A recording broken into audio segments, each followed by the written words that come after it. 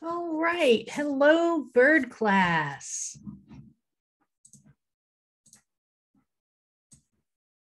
Hope everyone's doing well this afternoon. Hello, Professor. Hi. Can you hear me? I can. All right, this is Danielle Cody.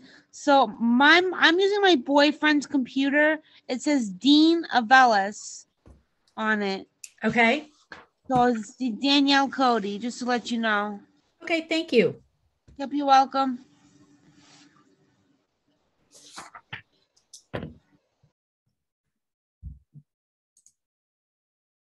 All right.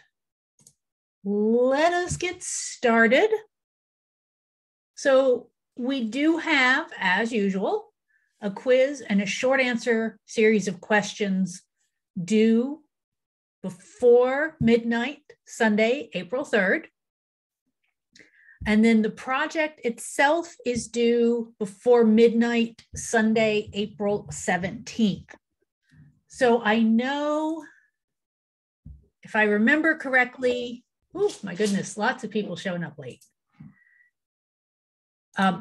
If I remember correctly, your topic requests were due last Sunday. I will be reviewing those.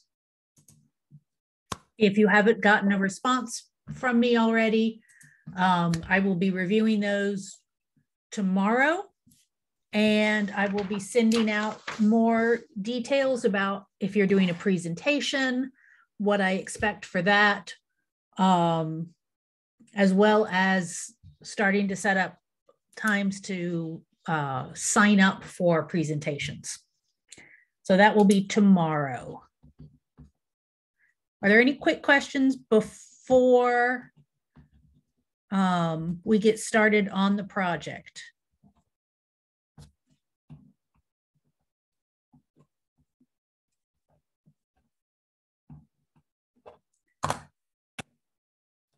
Okay, I got a couple of no's in the chat, so that's useful.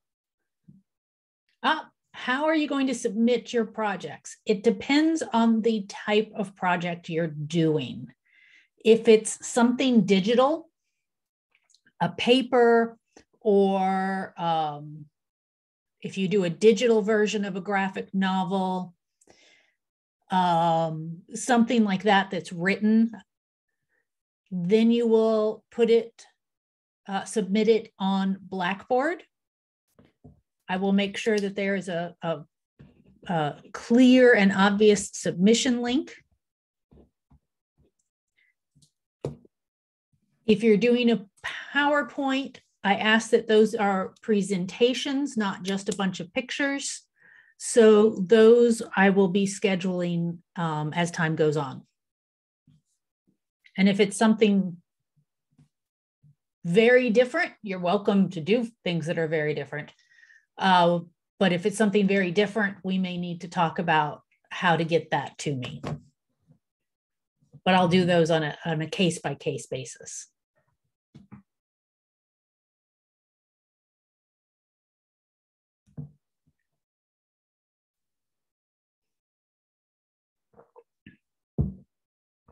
All right.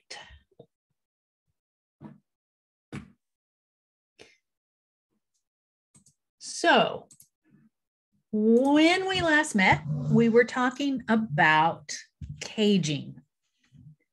And we were just getting ready to start talking about outdoor flight cages. So outdoor flight cages can be seasonal. They can be special event type of things where you don't necessarily leave the bird out there. Maybe you put them outside during the day.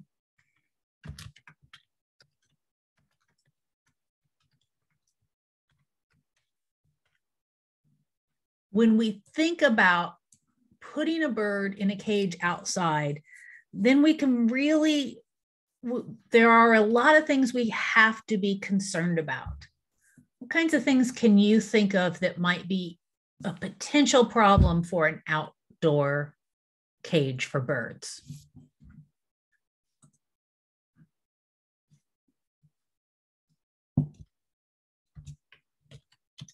Predators, weather,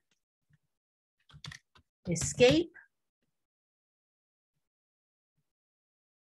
plants. Oh, that's a good one, Shannon. Diseases from wild birds, for example. Good. Ooh, insects. Yes, absolutely. Yep. Dirty. That's a good point. Other birds. Absolutely. Fleas. Absolutely. Good. Good. You guys have gotten most, if not all, of the things that I have here on my list. Excellent. So let's talk about some of these specific issues. So when we think about predators and diseases and plants, all of these things can be issues if the flooring is not good. So things can dig in from underneath.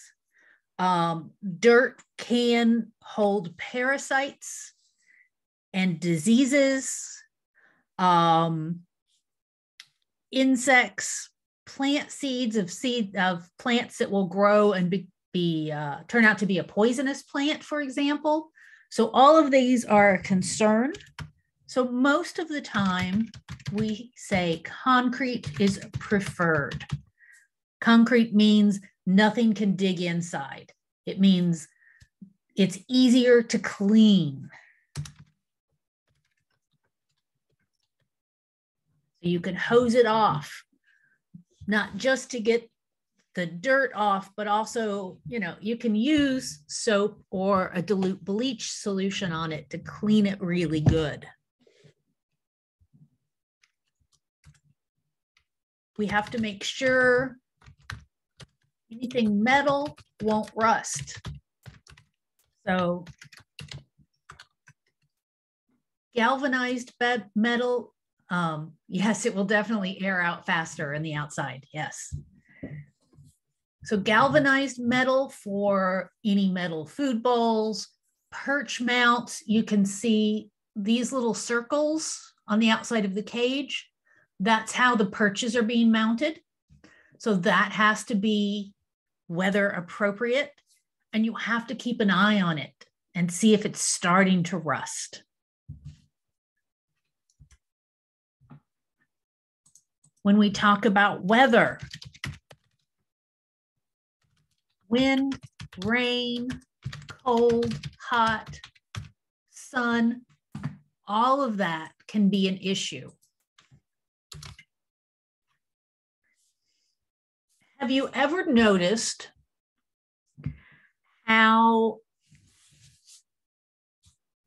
in the early winter, a day that is like 50 degrees outside feels really cold, but then if you have a 50-degree day in February, it feels pretty good, right? Because the temperature is usually really low by then. We have physical changes in our bodies and in our cells that help adapt us to temperatures. So a temperature that could be dangerously cold if you were exposed to it, but your body was adapted to warm, versus if your body was adapted to cold, it wouldn't be that bad. So let's say you live in Florida. You live there year round. It's August and you get the chance to go to Antarctica. So you go to Antarctica,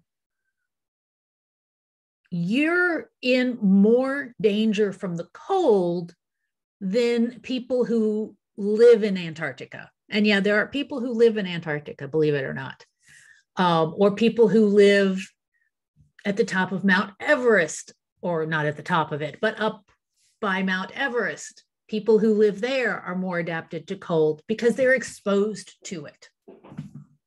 The same thing is true for your bird. Your bird has to adjust to the temperature.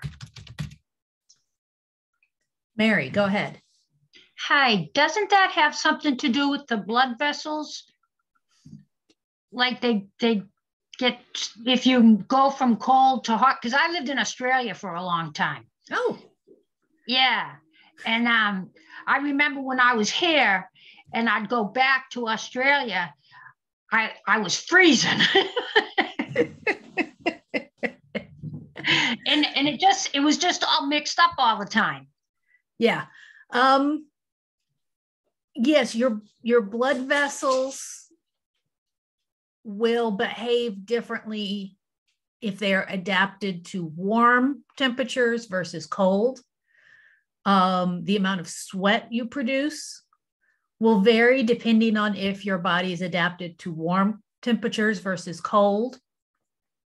The good news is, I mean, if you live in Massachusetts, it gets warm during the summer and cold in the winter. So your body can change twice a year. It's not like it's impossible for you to change from being in hot, adapted to hot weather versus adapted to cold weather. You can make that change. But as Fiona said in the comments, a bird that is raised indoors should not just be dumped outside. It has to have time to adjust, just like you have to adjust to warm weather during the summer and cold weather during the winter.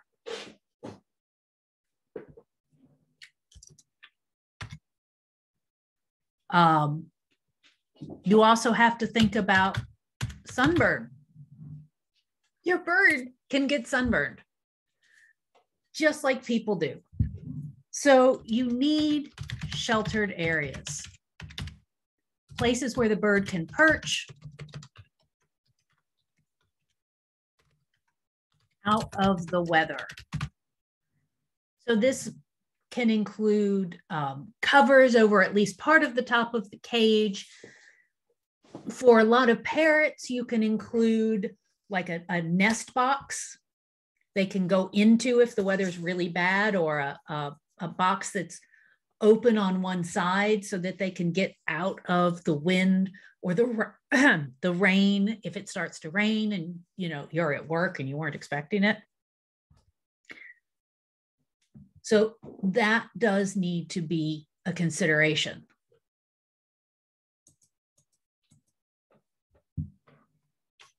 I want to spend some time talking about predators because this is a big one.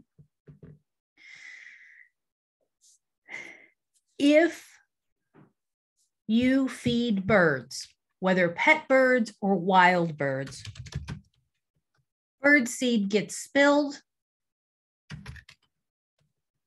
and it's going to attract rats and mice. There's just no way around that. I mean, the same thing is true if you leave cat food out. Cat food will attract rats and mice. If you feed your dog outside and you leave the food bowl out, that's going to attract rats and mice. Rats and mice can squeeze into very small spaces.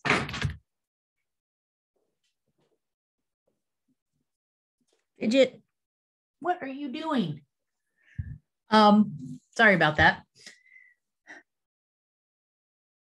Rats and mice can squeeze into very small spaces. It's nearly impossible to keep them out, either out of your house or out of a bird cage. There is a low risk that a rat will attack a sleeping bird.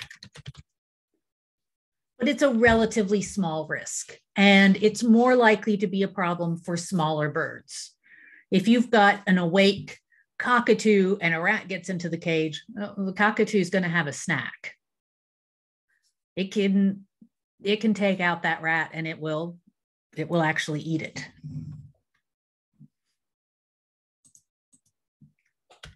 We can think about snakes. Most snakes, especially in New England, are relatively small. We always think about snakes as these big, huge, dangerous, scary things.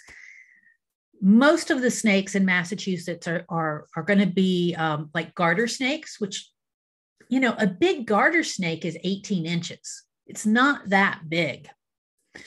So again, the larger snakes might go after a sleeping bird.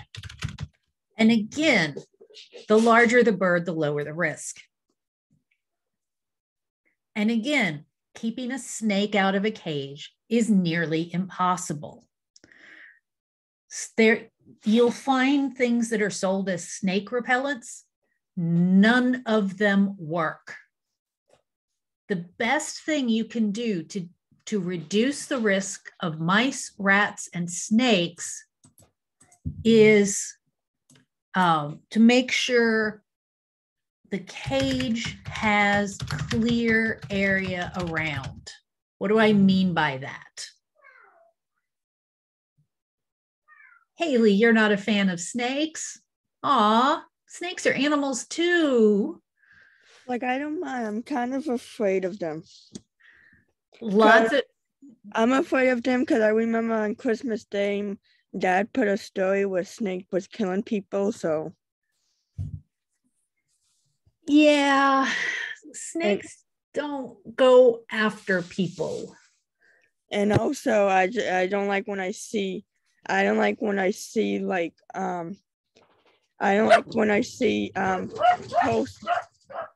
post of where snakes go after dogs. Yeah. Okay. So let me elaborate on Fiona's comment again. Snakes, if they have a choice, they will leave rather than attack. They're going to bite people when they're cornered, or let's be honest, most snake bites in the United States occur on people's hands. And if it bites you on the hand, that means you were picking it up or trying to pick it up. Don't try and pick up snakes unless you can identify the species. The second most common place people in the United States get bitten by snakes is on the mouth. Yeah, that's kind of a weird one. I guess people get drunk and try and kiss snakes. Most people who get bitten by snakes do have a blood alcohol level. I've got a couple of comments going on in the comment section. I see them. I'm going to get back to them. Snakes are not slimy. They're smooth and soft.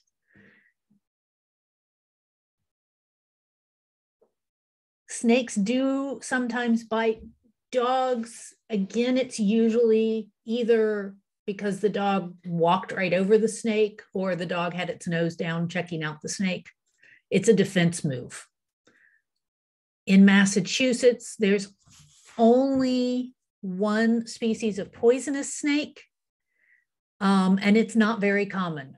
It's not in high numbers, especially not in the North Shore, Boston area. Okay, going back to the comments. Would smaller birds be at bigger risk? Absolutely, for any kind of predators. Fiona, you have a comment and a question. Do you want to go ahead? Yeah, I was just going to say I went to Arizona before and we went on a hike with my family and there's 5 people and it was like between bushes that it was very, very narrow, the hike, and there was rattlesnakes. Like it was supposed to be rattlesnake heaven. Like there was rattlesnakes supposed to be everywhere. I only saw one of them and it just scurried right away. None of us got bit. We literally like walked on bushes. We were really cautious, but like we were walking for like 2 hours and none of us got bit, and we only saw one, and it not ran away, but it scurried away right away.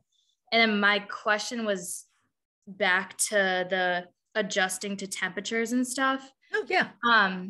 When, like, say we have a bird that's born and raised indoors at all times, and then we want to bring it outside, wouldn't we have to readjust it? Like say we put it outside in the summer and it's hot, and then we want to put it kind of in colder temperatures, would we have to like restart adjusting it kind of, because it's a completely different temperature, right? So we'd have to bring them back inside kind of, and then start putting them back in outside, like very slowly, like in and out, right?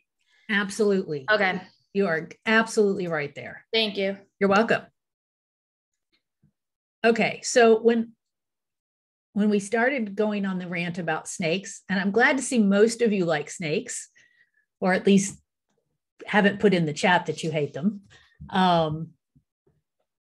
When I say a clear area around the cage, I'm talking about like this area here that's grassy. Mice and rats, and actually most wild animals, are going to prefer to move through an area that has bushes and some trees, maybe some tall grass, something that will help them hide either from predators or from prey species. So if you see behind this cage, this wall of green behind, that's the direction any predators might be coming from to go after this cockatoo. But cockatoos are big and they're tough. Personally, I would not leave a bird outside at night. I would have them outside during the day, for a part of the day maybe.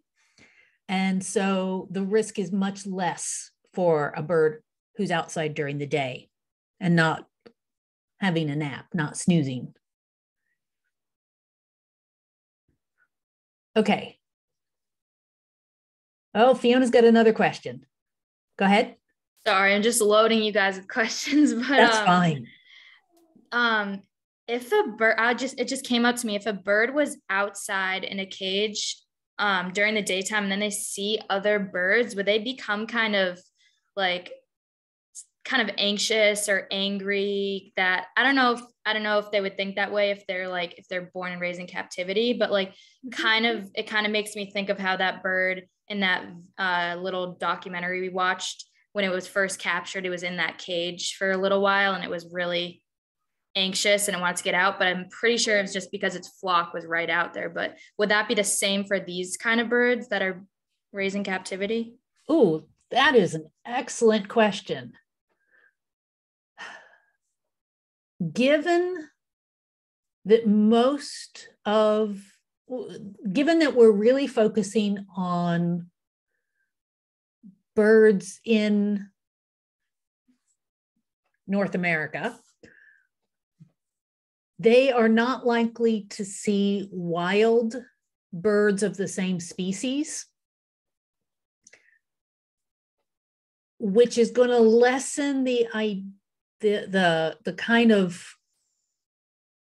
negative psychological response that you're thinking about. If you had a cockatoo outside and there were wild cockatoos, then yes, they might very well want to go and join the wild birds.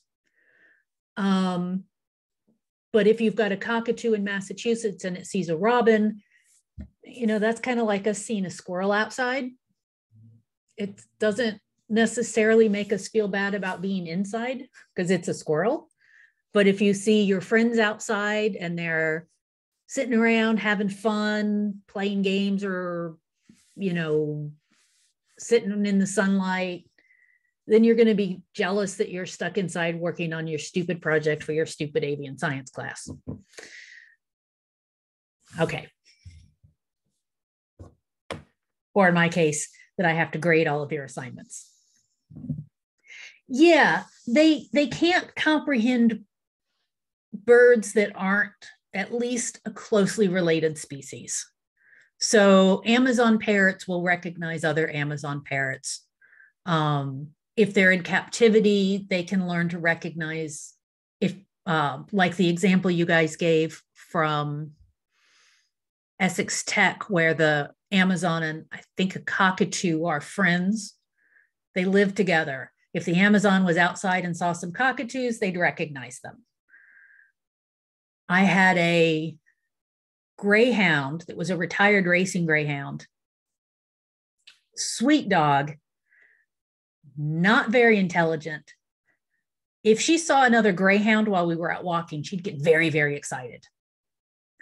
If she saw a Doberman while we were out walking, she'd get very, very excited, because when I first got her, I also had a Doberman. Any other dog, she could care less. They weren't dogs to her.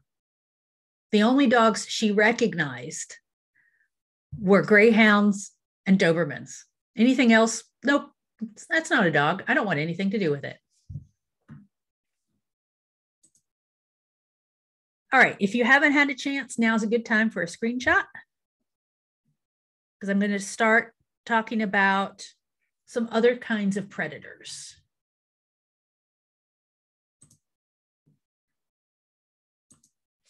So those are small predators that are hard to deal with, but relatively low risk, especially to larger birds.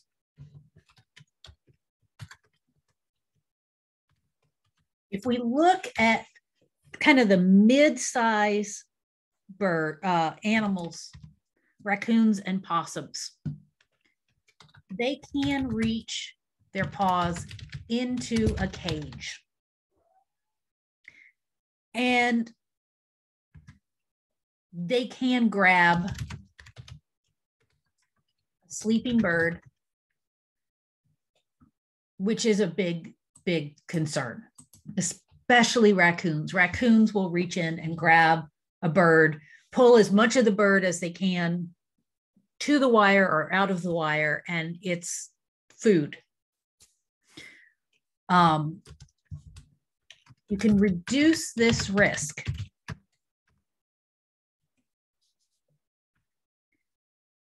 by having perches away from the walls. It's kind of hard to do that, right? I mean, perches attached to the walls, but if you have a sleeping spot for the bird that's like in a box that's closed on all sides, but one, that can provide some protection.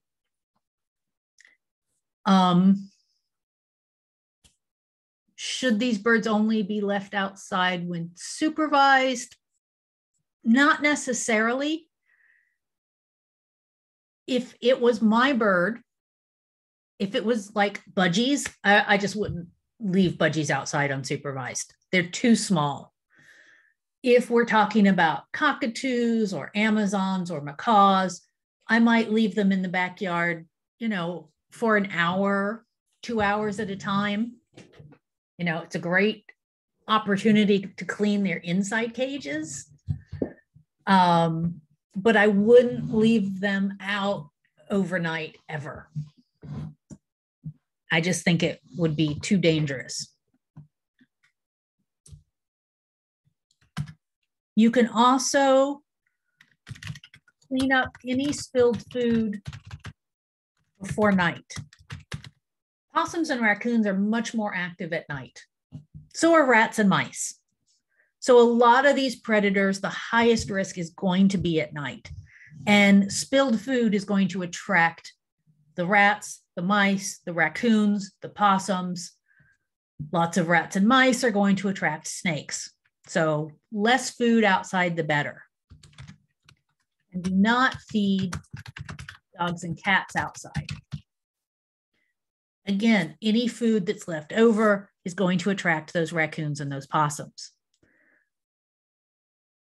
If you haven't seen them, there are lots of pictures on the internet of raccoons eating out of the same bowl as a cat, or possums eating out of the same bowl as a cat.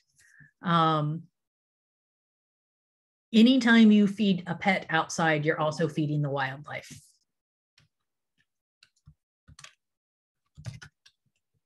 Raccoons tend to stay in one area. So that is, the raccoons are going to be more problematic. Possums tend to move around a lot more. So generally speaking, unless there is something that is specifically attracting the opossum, you know, they stay for 3 days to a week, unless you've got fruiting trees or you're putting food outside or you've provided some special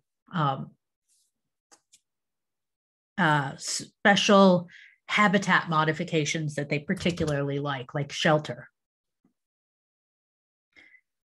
With raccoons and possums, you can set up automated sprayers.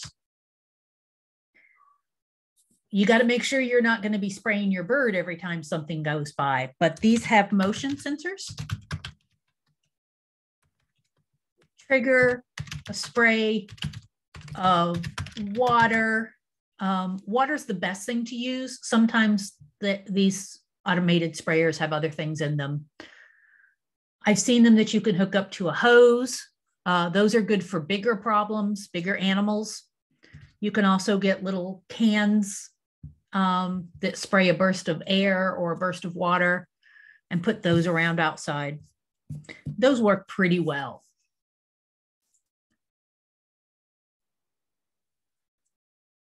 Yeah, if it smells bad, it might be a problem for birds. Yeah, absolutely. Plus, then your backyard's going to smell bad.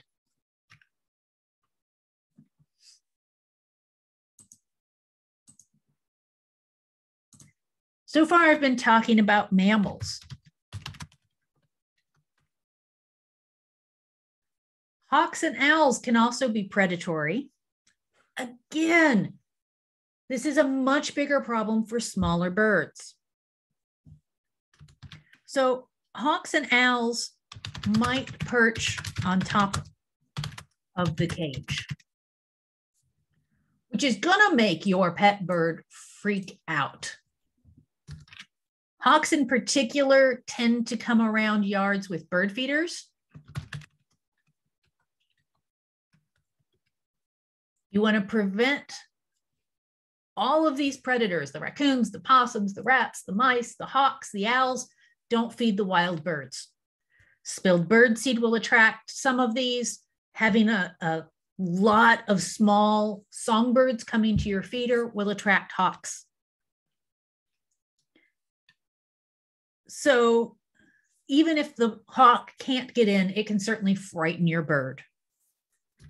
And owls, again, this is mostly going to be sleeping birds at night.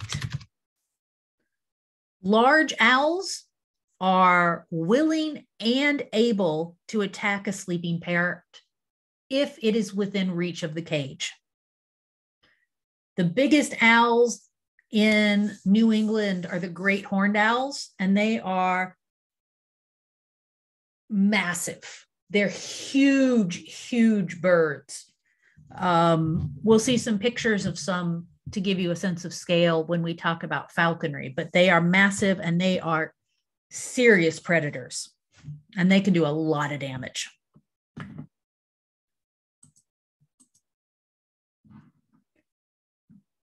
There's one other type of predator that I want to mention. That's people. Okay, we don't think of people as predators. I mean, we are, right? We go out, some people go out hunting. That's literally predators. But if your neighbors don't like your bird, they might try and harm your bird or kidnap your bird to get rid of it, to get it out of the neighborhood. And then there are the people who think that they can sell the bird for lots of money, and they might steal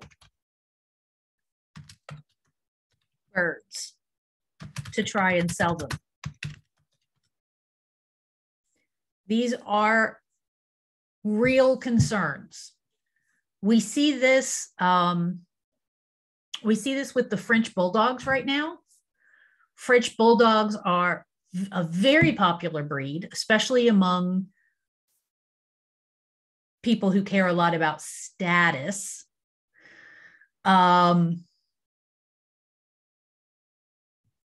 Yes, that famous person who had them stolen. I think Lady Gaga had some stolen. I think there have been some other famous celebrities who've had French bulldogs that had them stolen, one of whom had their dog walker murdered so that the dogs could be stolen. There's always the risk that that could happen with your pet bird. Could children be predators? Children could absolutely be problems, even not deliberately. They could just open the cage door because they want to play with the bird. And then, oops, there goes your bird.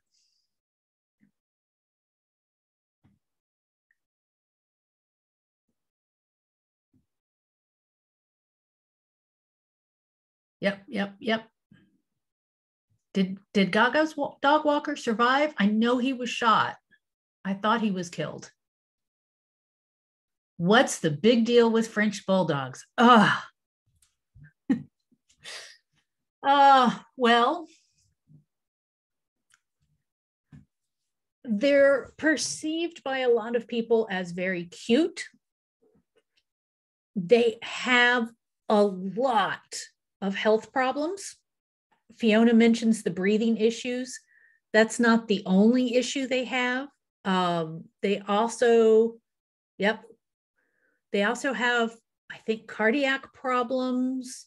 I think they have neurological problems because their skull is abnormally shaped and their brains can't grow correctly, joint problems, and they can't, yeah, they have all the problems. They can't give birth to puppies without a C-section. They have to give birth by C-section.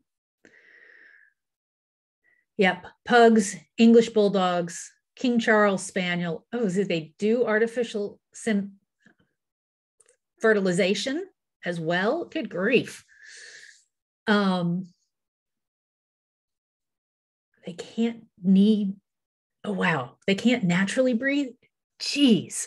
So because of all of these health problems and all of the problems with reproducing and giving birth to puppies, they're very, very expensive. And anything that's very, very expensive becomes a status symbol.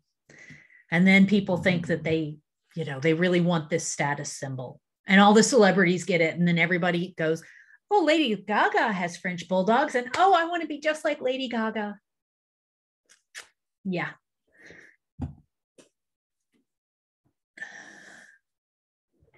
Ooh, Kristen, good question. Animal rights people, yes, absolutely. The animal rights people have been known to break into pet stores and release birds to the wild. They could absolutely do that to your cage bird. I believe in animal welfare. I think animal welfare is very important. I think it's not always, I think a lot of animals don't have good lives and they should. I don't believe in animal rights, that animals should be wild and free. When we get to wildlife rehabilitation, I'll tell you that I did that for like 5 years. I have seen what happens to wild animals. Trust me, your dogs and your cats are much better living at home. absolutely, it's harming the birds that you release. Most of them don't survive, and you're creating an environmental problem as well. Yeah. Whew. What about animal control? Are you asking me my opinion on animal control, or are you asking, could animal control come and deal with an outside bird if you're like, if your neighbors complained?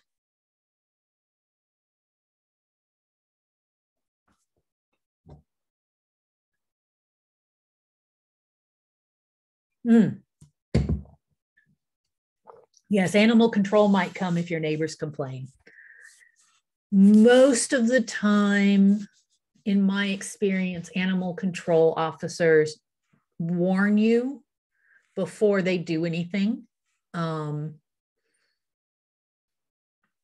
which is good, except, you know, birds that scream outside all day can also scream inside all day. And if you have your windows open, then your neighbors are going to hear it. If you have your windows closed and you're talking about a sun conure or one of the big parrots, your neighbors are going to hear it anyway.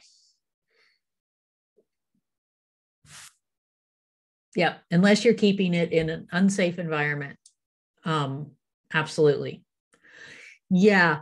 The video of the parrot that used to scream, then the neighbors called and thought that it was somebody murdering someone, or maybe the bird was yelling for help. I'm not quite sure exactly. Let me out. I think it was let me out, which the bird wanted to go out of its cage, but the neighbors thought it was a person.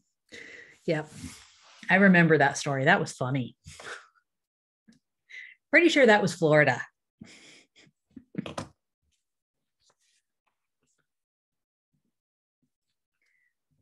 Okay.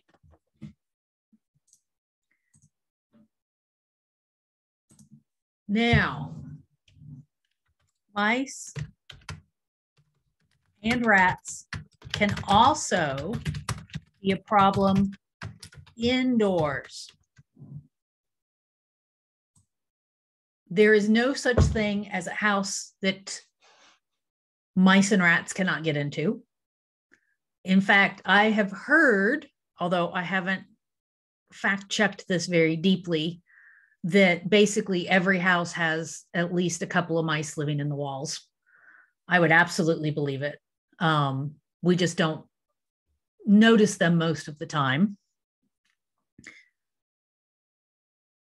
All of the things that attract mice and rats outdoors can attract mice and rats indoors. And again, if they can get into an outdoor cage, they can get into an indoor cage. So that can be, again, it's a relatively small risk, but it is a risk.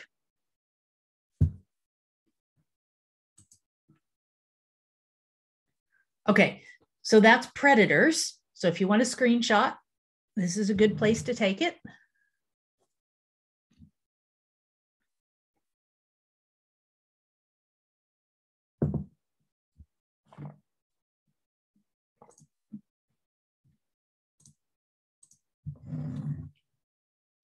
The question of diseases came up, and I'm going to include insects here because the insects that we're really concerned about are things that can carry certain diseases, or mites, which are the bird equivalent of fleas, kind of. And those can spread from wild bird to a bird in an outdoor cage. So specifically, we're thinking, ooh, I've got my fingers on the wrong keys. Mosquitoes, which can carry avian malaria, West Nile virus, both of which can infect birds. There's no good way to prevent mosquitoes from getting into an outside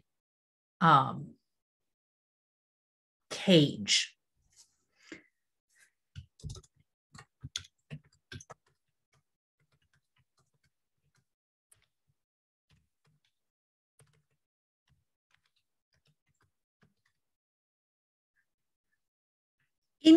kind of netting that would block mosquitoes from flying into the cage, your parrot's going to destroy, because parrots like to destroy things. They like to tear up things. Ditto for parasites, like mites. Again, there's not anything that you can use to keep the parasites out of the cage. There was also the comment about bird feces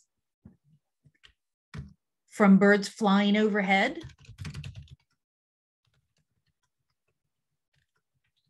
Yep, those can absolutely get in the cage and carry a disease with it. And a cage like this, there are probably some small birds that could find their way in there.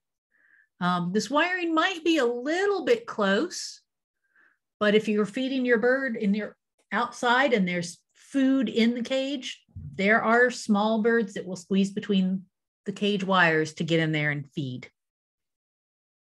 So these are all concerns. Again, bringing the bird inside at night helps significantly reduce the risk, at least for exposure to mosquitoes. But there are risks with letting the bird live outside, even part-time. But it's not all risk.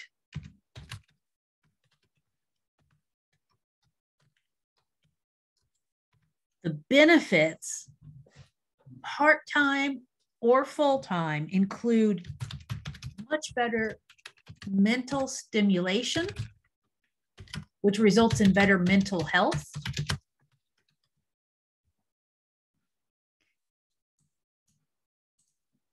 And exposure to sunlight. So I did a real deep dive on this the other day, because when we were talking about nutrition last week, I realized that I recommended sunlight for vitamin D, and I didn't have a lot of information on that.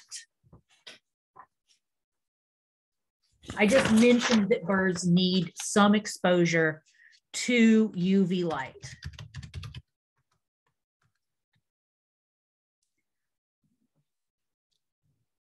So I'm not going to go into the details of it here. I might post them on Blackboard because it is important. Not having enough UV light can contribute to egg binding, weak bones. Oh, you learned about this in alternative therapies. Good, good.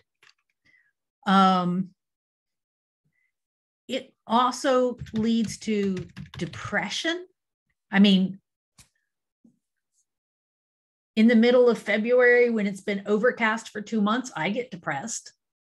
We all feel like we don't, much more depressed in the winter than in the summer. Part of that is we're not getting that sunlight. Sunlight's important for vitamin D. Not enough vitamin D leads to depression. And there does seem to be, and I just found a paper on this, and I don't understand the details of it, but vitamin D can help with birds that self-pluck feathers. You know, the birds that pull their feathers out. Having enough vitamin D reduces the likelihood your bird will do this. If your bird does this already, UV light, so the bird gets more vitamin D, will help. We make vitamin D from sunlight. Birds make vitamin D from sunlight. You can take vitamin D orally, but if you use an oral supplement, the vitamin D can be at can build up to toxic levels in the liver and cause liver damage. So we really don't like to supplement your birds with vitamin D because they're vulnerable to that liver damage. UV light's much better.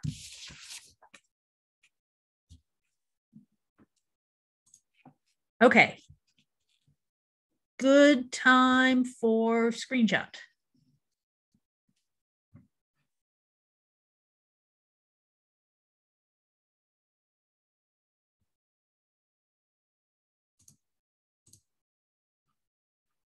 So this is another outdoor bird enclosure.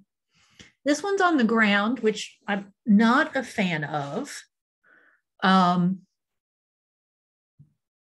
But I kind of like this large structure. It's huge, which is valuable. It's got lots of different kinds of perches, which are valuable.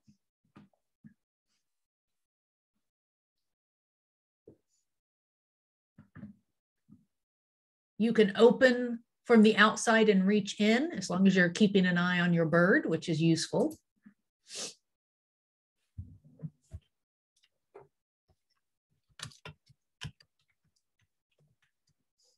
So my favorite way to do outside caging is a vacation cage.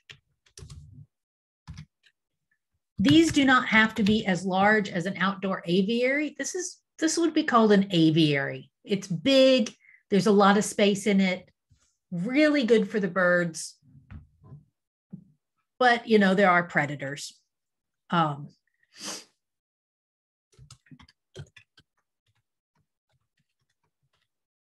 the bird is out during the day and brought in at night. They still need protection from weather, especially sunburn, but also rain. They still need to slowly get used to the outside.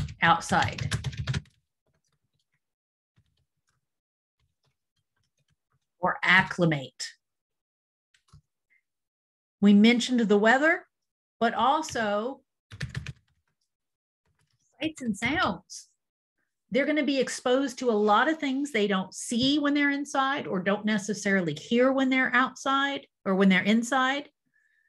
Kids screaming, dogs barking, somebody driving by, honking their horn, hawks flying over. All of these things might cause the bird to be startled or nervous. So you've got to slowly get them used to this. They need access to clean water at all times and food. Just like inside, clean dishes, clean perches. Those are important in outside cages, just like inside cages. Okay, screenshot if you want it.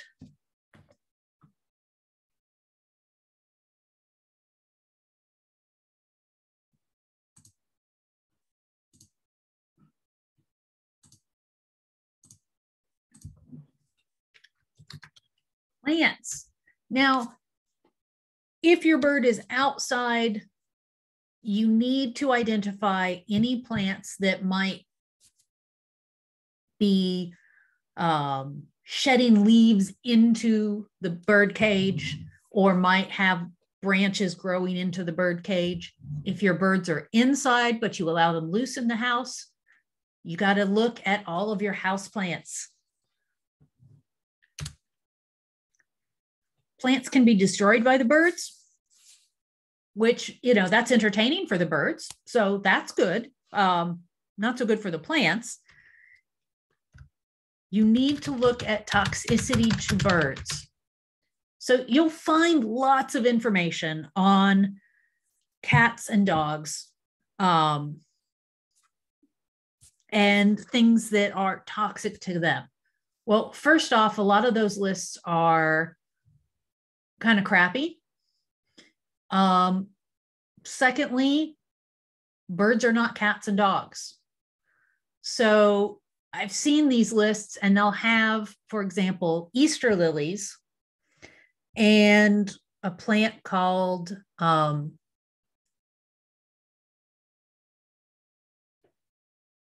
Aglaonemia, which you probably don't know. I'm a biologist nerd. I'm a plant nerd as well.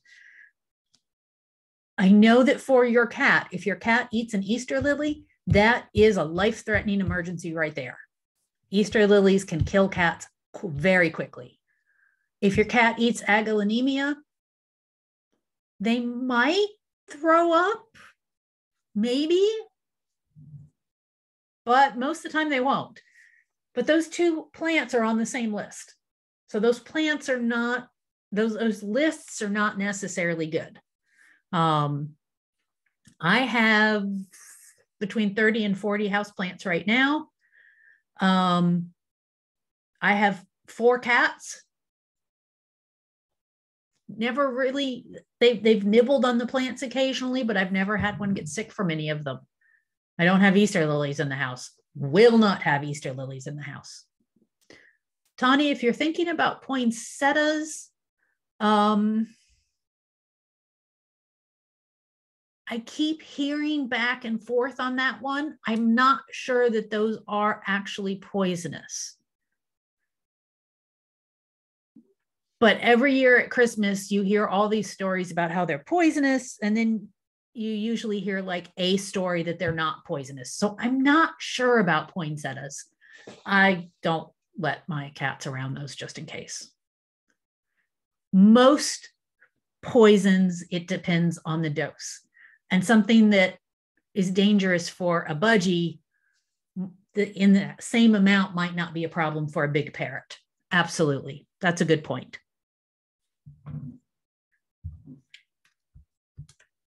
So if you have potted plants inside a walk-in aviary or an outside cage, you can choose certain plants that are pretty safe because your birds are going to tear it up, but you're going to have to replace it regularly because not just will your birds destroy it, but they will poop in the soil and you really can't clean the soil. So you can get poop building up in that soil and potentially growing fungus or bacteria.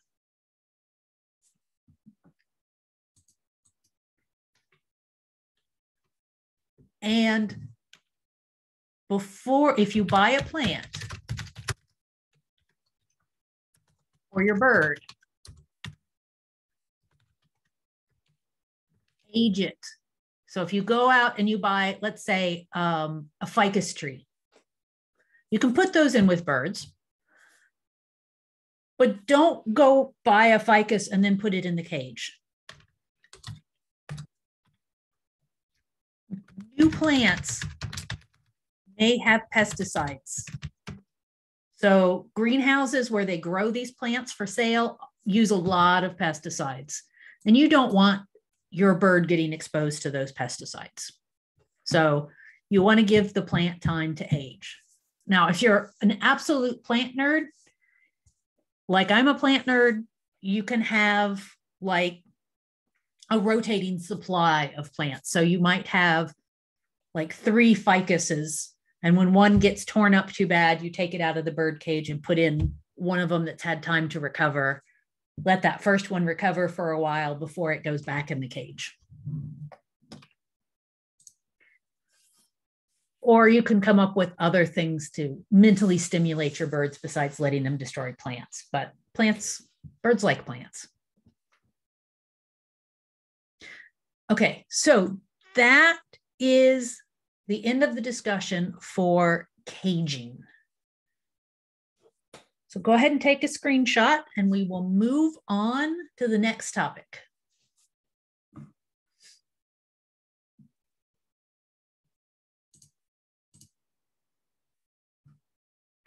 Which is poultry. Poultry refers to chickens, ducks, geese, turkeys. Oh, Fiona, good point. Yeah, if your community is spraying pesticides, you definitely want your bird to be inside. Yeah, I know about them spraying for pesticides, trying to keep mosquito populations down when there's an outbreak of one of the encephalitis. Yeah, some places do it a lot, some places don't. Oh, are quail poultry? Yes. Quail can be considered poultry. Absolutely. So I'm going to focus in on chickens because that's what most people keep. And people keep chickens as pets, and they keep chickens for eggs. So you can certainly do that, and we're gonna talk about that. Duck eggs are fantastic. They taste spectacular. Quail eggs are fantastic, but they're tiny and they're hard to peel.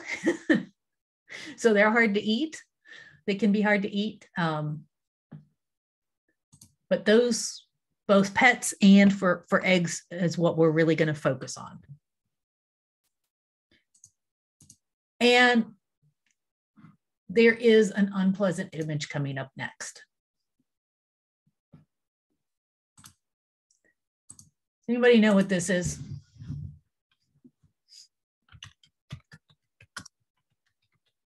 This is factory farming. This is how, yes, this is cage-free yeah. This is how most places in the US raise chickens for meat. You have to have a slightly different setup for eggs, but this is how they're raised for meat.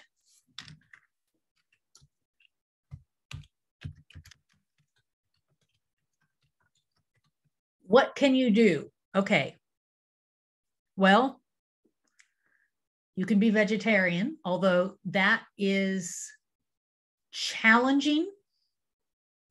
What Tawny suggested is what I was getting ready to suggest.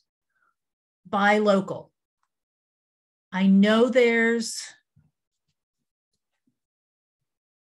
a lot of farm stands in New England, and many of those farm stands have small farms locally that they are associated with. Oh shoot, what was the name of that one? There was a really good farm stand near me when I lived in Beverly that was associated with a farm up near Newburyport. And you could go and see the conditions that the animals were living in.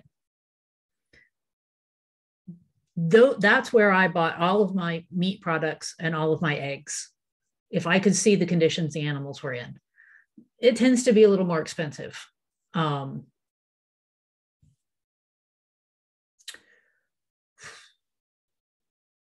If you go, I can't remember the name of it. If you go to North Beverly, if you go north on Dodge, and you go, you keep going past the North Beverly train station, it's going to be up ahead on the left. I think it's past the water reservoir. It used to be Canaan Farms, but then it got sold to somebody else. But that's a really good farm stand. It wasn't Chris Grant. When I lived in Beverly, there were like 3 farm stands within a mile of my house.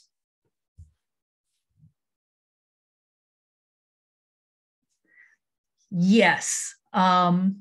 Even if you buy local, cows and pigs often end up going to a slaughterhouse. You're absolutely right. there's lots of reasons for that, including health reasons. There are requirements for sanitation, for example.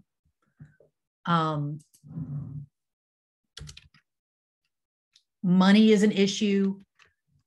If you can find a place that sells, I might be spelling this wrong, that sells meat that was raised for Islamic dietary restrictions, which I think is called halal or halal, those animals have to be treated more humanely than tender crop. Yes, Tawny. Those conditions are going to be better than your average condition. But again, it's always going to be more expensive. Unfortunately, there's not a lot of good options. I know the vegans would say, well, everybody can go vegan. Not everybody can. There are some people who, for health reasons or because of food allergy, cannot get all the nutrition they need on a vegan diet. I'm one of those. It's hard to do vegan healthy. You have to really do your research and learn a lot about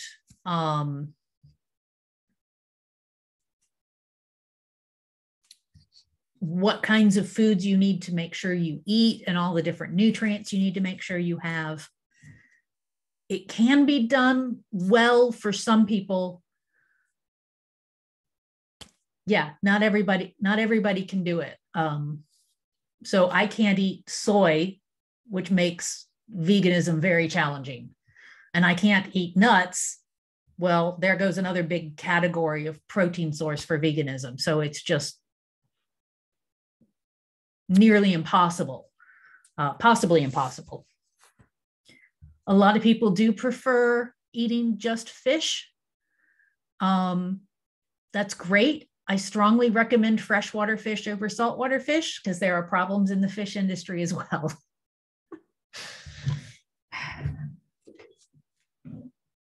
Unfortunately, even, okay, and I know I might upset some people with this one, even just eating a vegetarian or vegan diet, farm work kills animals. Even growing grains and tomatoes and broccoli and that kind of stuff, animals still get killed during that process.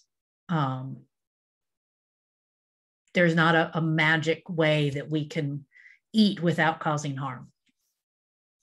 It's biology, it's life, it's just, it sucks, but that's the way it is.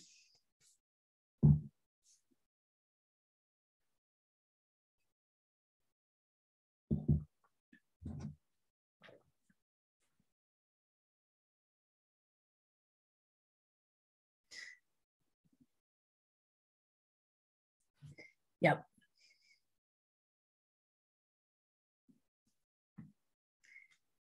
Yep.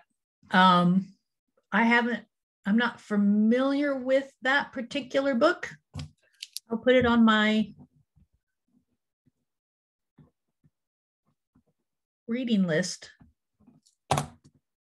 Won't get to it till this summer, but I'll put it on my reading list. Thanks for that. Yes, your cats absolutely have to eat meat. There is no way around it. Cats on a vegan diet, no matter how well you try, their life expectancy is just a couple of years.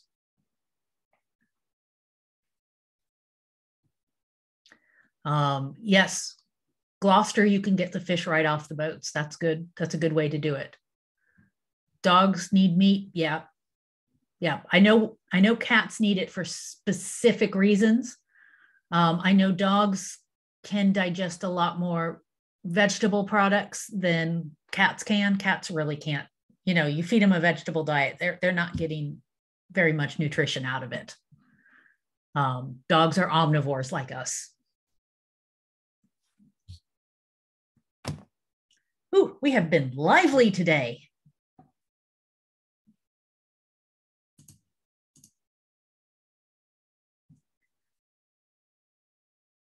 Oh, I wasn't quite done with this one. This is why I keep notes. Okay, so I mentioned the USDA regulations, which suck. The law requires less than 1 square foot per bird.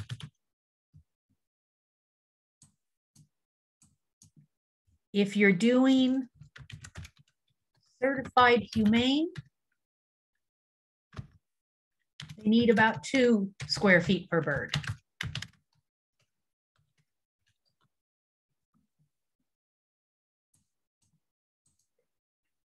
It's not pretty.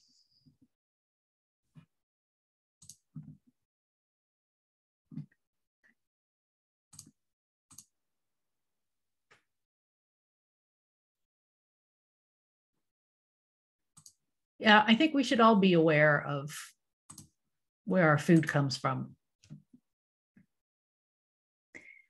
In an ideal world, personally, I would raise my own chickens because then I would know that everything was being done humanely.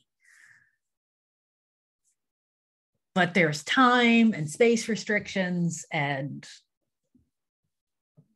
you know, it's not an easy thing to do. Oh, but we're going to start talking about backyard chickens next time because we're just out of time here. Any other questions on the horrors of the food industry or anything like that?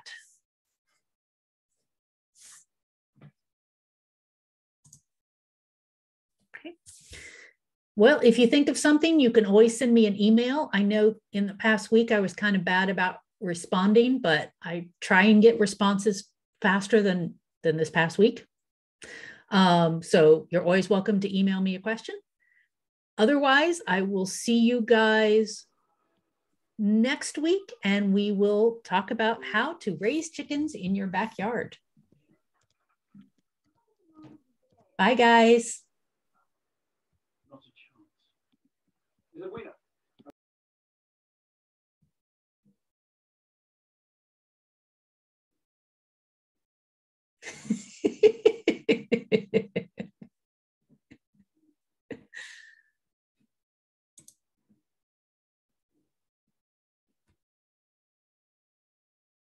Yes, we have class on Thursday.